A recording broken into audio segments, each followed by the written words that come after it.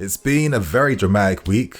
We found ourselves in the semi-finals of this year's Carabao Cup and we got there in spectacular fashion, and for the first time in what feels like a very long time, there was a bounce in the stadium. There was a bounce with the squads. There was this energy, there was this feeling that we haven't seen for a long time, and I'm hoping that this moment that this new squad has finally had their first glimpse of is going to do some wonders for us with our mentality, and hopefully we start seeing better results, better performances and more confidence in the team right now, because on Sunday, that game officially marks the halfway point of this season. Now if we win, we're still set to remain 10th place, we're 5 points behind West Ham, we're 12 points behind a top 4 spot, but we're 6 points off a European spot. So it feels like if we can somehow win every game before this month ends, I think we could set this team up in spectacular fashion for 2024. I kind of see it like this year. There was a season before Nkunku, and hopefully there's set to be a season after Nkunku, with more and more players returning every single week alongside the January window around the horizon right now. Hopefully we can continue this lifting spirit that we saw against Newcastle and hopefully get a consistent run of wins going. Fingers crossed, right? If we want to make that happen, I think Wolves on Sunday is going to be a big test because they've become our new bogey team. Now, it's a very interesting stat. We tend to beat Wolves when we play against them at home, but whenever we play against them away, we aren't getting the results.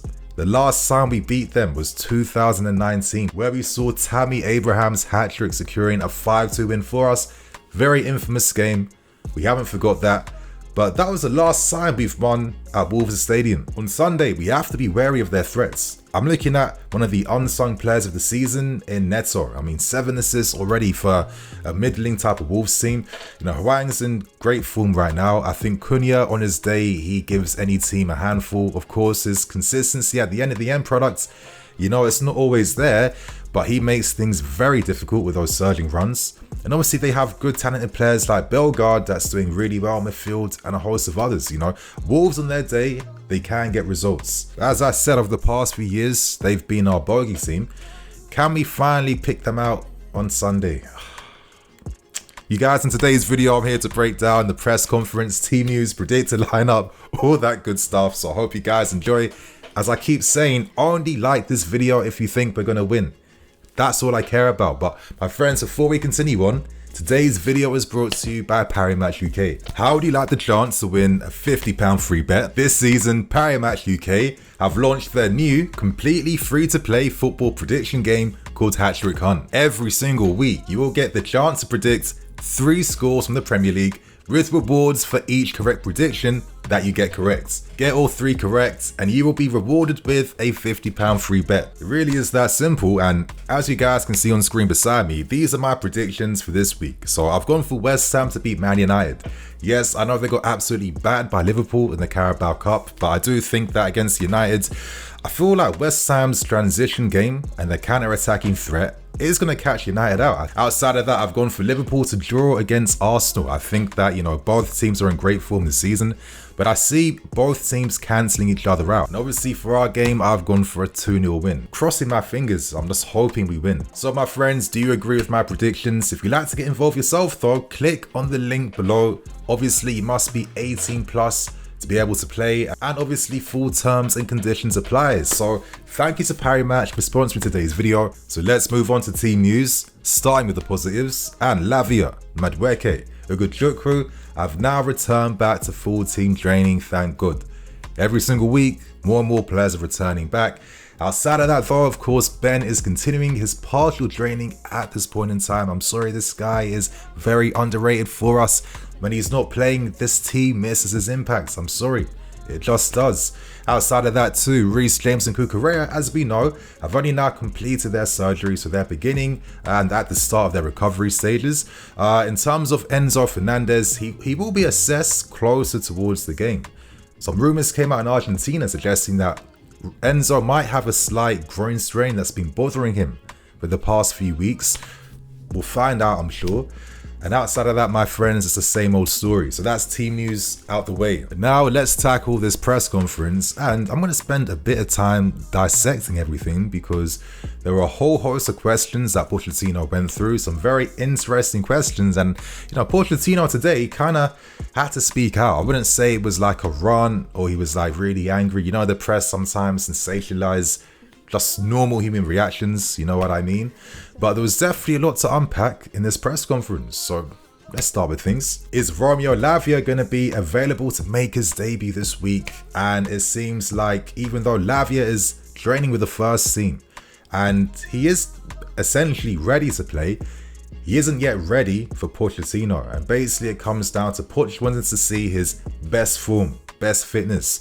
Poch says he is desperate to want to play after being out for so long. Naturally, that's going to be the case. But, for Lavia and any player that wants to come back, they need to come back at the high level that Poch needs to see if they want to play in the first team. And obviously, I'd imagine that Lavia has to get used to Pochettino's training methods, get his body right, get fully fit. Obviously, he's not returning back in like a pre-season setup. He's returning back and we're halfway through the season. So the levels are different. I understand that, and it seems like Poch isn't giving out minutes for free. I think that's something we're about to learn in this press conference today. Poch gave his thoughts on Reece James' surgery, saying that, Reece is 1 day away from being back with the group, which is definitely positive news. Obviously, I've broken down the story today. Tons of positive news surrounding Reece James' surgery success and what this means for his future. So I'm going to say you guys, watch my news video today. I'm going to have that in the card above. Stay in tune with what's happening today. We now move on to Nkunku. After seeing Nkunku's many impacts against Newcastle United, naturally, we're all impatient, we're all greedy. We want to keep seeing more of him. Is he going to start against Wolves? And the answer is no, he won't. And he most likely won't be starting any games for the next few games, or even next few weeks. So I think that makes a lot of sense. Poch is not going to take advantage of his players. And I respect that. You know why? Because over the past 3-4 years, I've seen many a manager under pressure that rush the process of returning players back to the squad. And is it any surprise that these guys break down? I think the most egregious case was with N'Golo Kante. To this day, sorry, I don't know why you use him for 90 minutes in the Europa League. I know why you did, so you can secure your first European silverware, but it comes at a massive toll and expense of the players' long-term health. So listen, I agree with Pochettino and what he's doing. Now, one player that Pochettino's had a few words to talk about is Conor Gallagher. Obviously, we know the contract situation, rumours of Gallagher being available for sale in January too to help with our funding to buy guys. And Poch has been very adamant that he believes in Conor Gallagher, but also states it's not his ultimate decision. This is a decision between the player and the club, and he's outside of that. And I think we have to remember this. Back in the summer when Poch was hired, one of the reasons why he was favoured was due to how Pochettino works within structures and setups. He's a team player. It's not necessarily about all what he wants. He understands that he's part of a bigger picture and sometimes he won't always get his way. And that was one of the favourable things about Pochettino. So it's no surprise that he has these types of answers. Yes, he is giving his words. He is vouching for Gallagher. He is giving his opinions, but ultimately they're only opinions.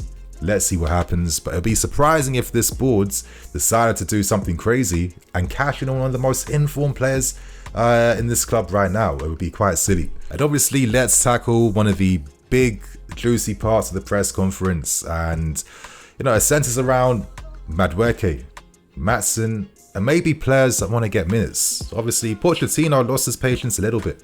It seems like he's getting a bit annoyed by the fact that, players, and he also implied maybe the players' entourage, they get a bit upset when their players aren't playing in the team. As Poch is saying, listen, this is not charity FC, yeah? You must perform in training. If you're not at the level I want to see, you're not going to be playing for us because I want to win.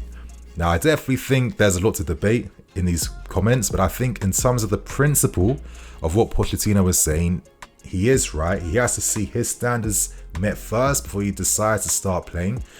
But this is where it segues into maybe Malo Gusto and his points he made about him.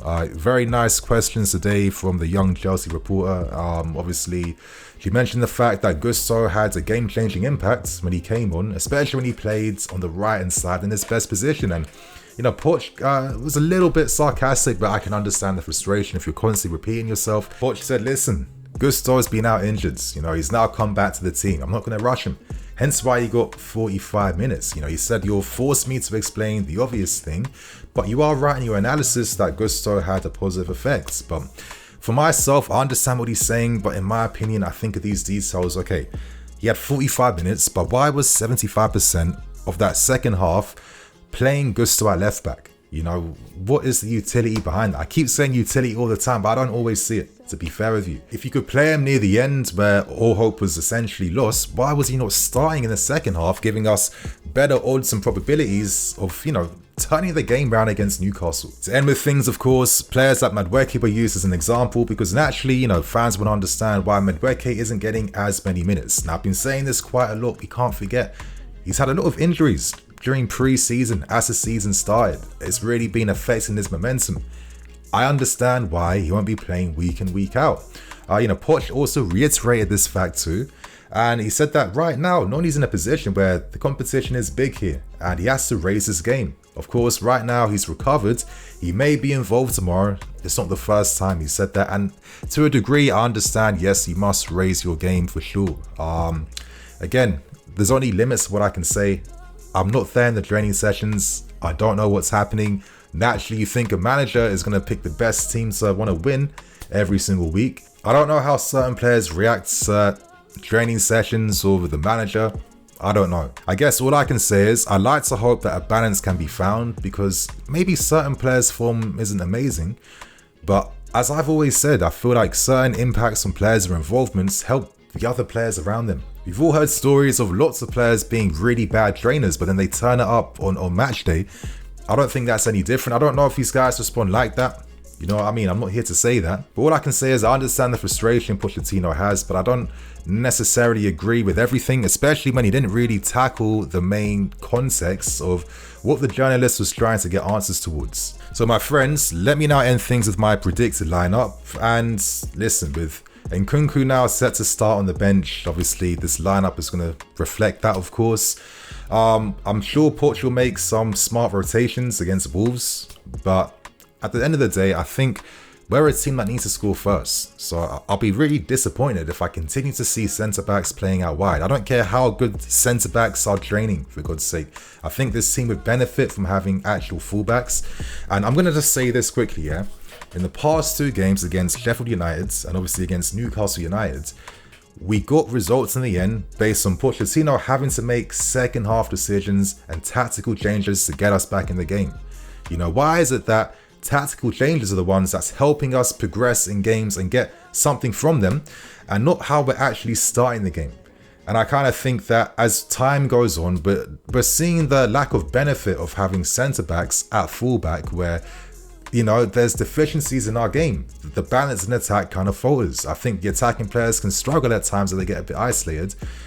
I don't care how good all these guys are training. I'm sorry, especially when we're seeing with all these incredible training performances, it's not necessarily translating to, points in the league. You know what I mean? So there has to be a balance. That's how I see it. Regardless, here's the lineup I'm going for. Against Wolves, I'm sorry, but you have to be a team that scores first. I'm going 4-2-3-1. In defense, Gusto, Silva, Badia, and I'm sure Cole will play left back again, for God's sake. In midfield, Gallagher, Caicedo. And obviously 4-2-3-1 has to be Palmer in the middle, Sterling wide right, Mudryk left, with Jackson up front. In the case of Jackson and Mudryk, listen, I'm sure they're going to play because Jackson came off around the 60th minute, Mudryk came on near the end. These guys aren't going to play week in, week out. They have to be rested. Again, I'm looking at Palmer and I have to see Palmer playing 10. I don't want to see Palmer playing on the right-hand side. I think now that we have Gallagher and Caicedo being those general enforcers in midfield, we're covering big sections in those central areas. We're winning a high amount of duels as well too. We're forcing a lot of pressures. It's helping with our pressing game. And they cover the spaces in behind out wide too. I'm sorry, I feel like when you have a midfield like this, you can afford to use another attacking player. I don't think it will be enough to just have Palmer on the right by himself. And I don't think there's any need to risk Enzo Fernandez. I mean, we saw his reaction after coming off against Newcastle. If there is something there, I don't want to exasperate that.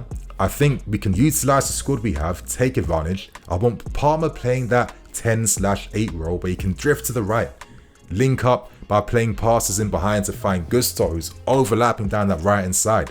You know, giving an option for Raheem Sterling to be playing balls into behind too. I feel like if we use certain teams like this against teams you know will just sit back and defend, I think we might have more favourable results our way. I think sometimes the starting lineup plays into their hands too much. And as I said earlier, is it any surprise that Poch, when he's been making changes in-game, that's what's actually getting us back in the game, not the starting tactics. So that's how I'm kind of seeing things right now. Obviously, Gusto is important. Listen, he won't play for 90 minutes. I'm not suggesting that. But I need this guy for 45 minutes at least, minimum 45 minutes starting, ideally, and hopefully then Disasi coming on in the end, because I want to win this game and I think we must kind of go for it at times. We have to. With the attack we have, the balance in midfield, I think this is the perfect opportunity to kind of go for it. As ideally, I want my subs to come on and not feel as much pressure, because a lot of these guys aren't at like peak match intensity.